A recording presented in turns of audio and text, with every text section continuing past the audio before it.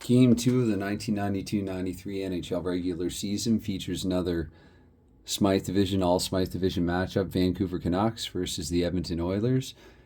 Getting the starting goal, Kirk McLean for Vancouver, Bill Ramford for Edmonton.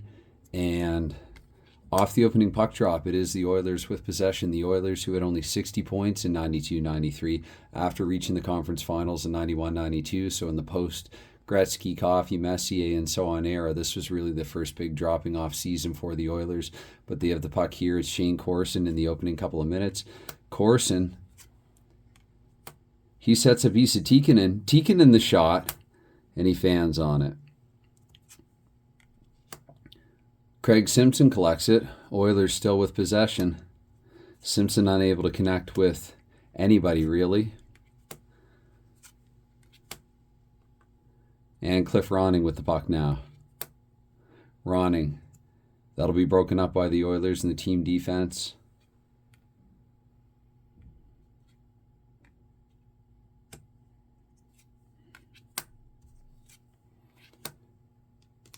And it's back to Shane Corson for the Oilers, former Montreal Canadian Shane Corson. Corson this time with the 6. This time he finds Kelly Buchberger inside. Buchberger the shot. 6. Just missing. Good save by Kirk McLean. Over halfway through the first period now, and it's Vancouver. That's going to be Doug Lidster. Lidster, his setup is successful too. Greg Adams. Adams with the shot. To Ramford, King, Red Queen, Queen of Clubs. So that's going to be the first goal of the game. Greg Adams scores. Greg Adams from Doug Lidster, 1-0 Vancouver. And just over halfway through, Adams from Doug Lidster, and that is Gino Ojic getting the secondary helper. So now it's Craig Hoggood here for the Oilers. Hoggood with the 7. And so Sergio Momesso and Vancouver are going to be able to take that away. But it's going to be Craig McTavish now back for the Oilers here, nearing the end of the first period. McTavish also just ends up dumping it in the corner. And the final sequence here, the first period, last minute of the first period. So the Oilers, a lot of possession, but not able to put anything on the board. In real life, Vancouver won this game 5-4. That is going to be, I'm going to say Bernie Nichols this time. Bernie Nichols here. Nichols with the feed. Nichols to Corson. Corson with the 7. So in the final minute of the first period, the Oilers have drawn even. Corson from Bernie Nichols. And Esa Tikkanen with the secondary assist. 1-1 after 1. Second period, and in case if you couldn't tell from the first, I'm just trying for a no-nonsense straight-up game here, saying very little other than talking about what's going on in the game. So it'll be the Canucks with the puck here. Adrian Plavsic. And he tries to find Clint Ronning, but the pass is a little short for him. Shane Corson. Corson's been pretty prominent in this game so far. And Corson unable to set up Sean Podine. But here about 7.5 minutes in, Edmonton with the puck again. Scott Mellanby this time. Mellanby looking at the Vancouver Canucks defense. The defense is a bit too tight for Mellanby to make anything happen. And to the 10-minute mark, it is Peter Klima. Klima,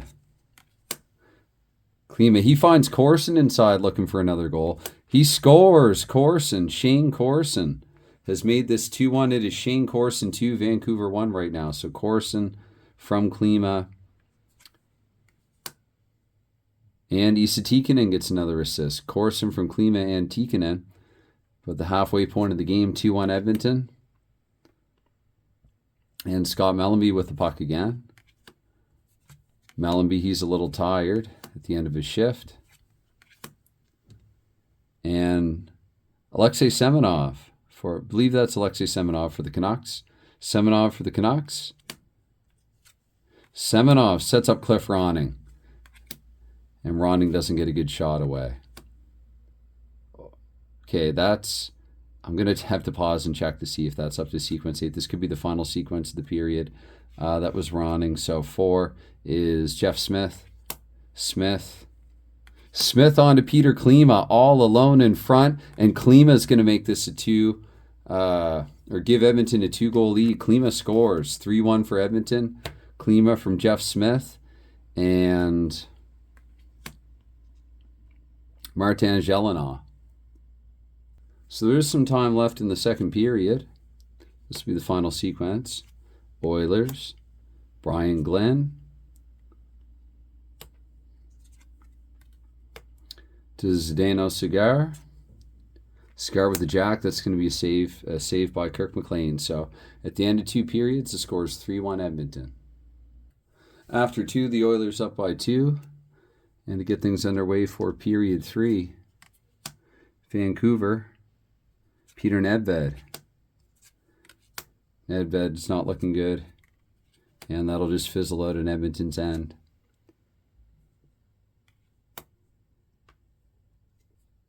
Peter Klima with the puck. Klima, he gets it for Craig McTavish. McTavish scores. Klima, another assist. McTavish, 4-1 Edmonton. Here about 4 minutes into the third period. There'll be just the 1 assist on the goal.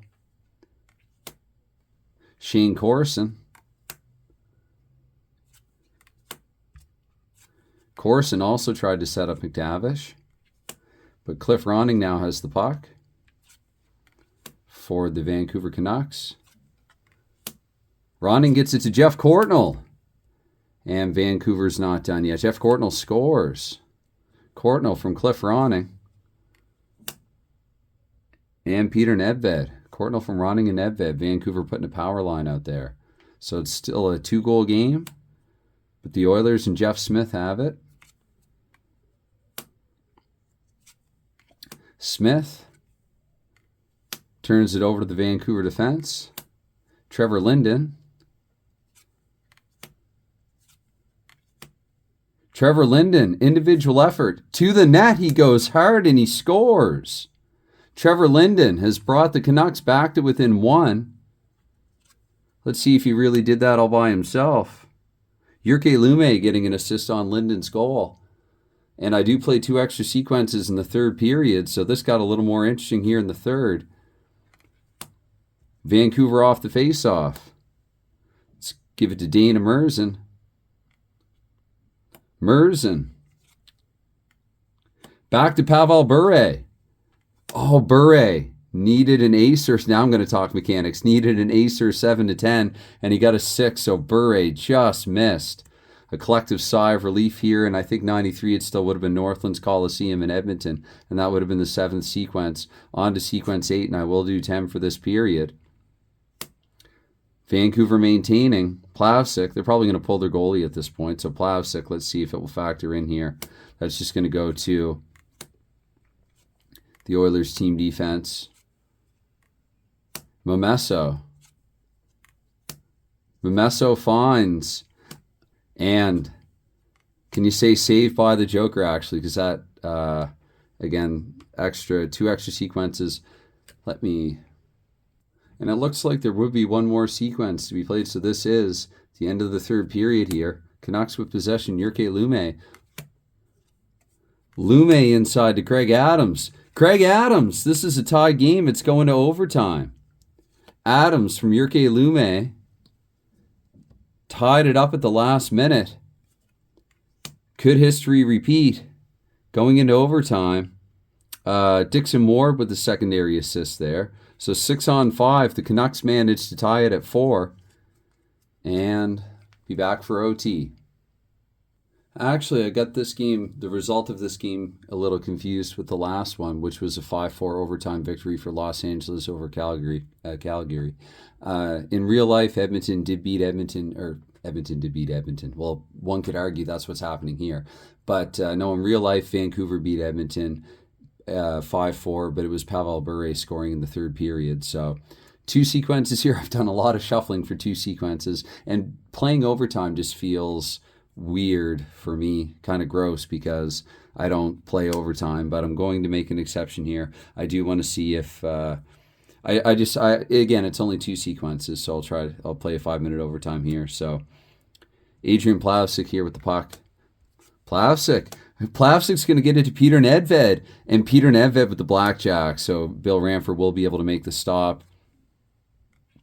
But It is now Peter Nedved with the puck still, so Nedved holding on to it. Unfortunately, that pass attempt will fizzle out, and so 4-4 tie is the final score. So the Canucks came back to tie this one, and with this video, I just wanted to show that a game of Dock can indeed be played quickly, even one that has lots of goal scoring in it. So anytime, any consideration that you give to anything like this, well, it's never expected. It's always appreciated. And in the interest of keeping things short, I'll just conclude by saying cheers, thanks, and bye for now.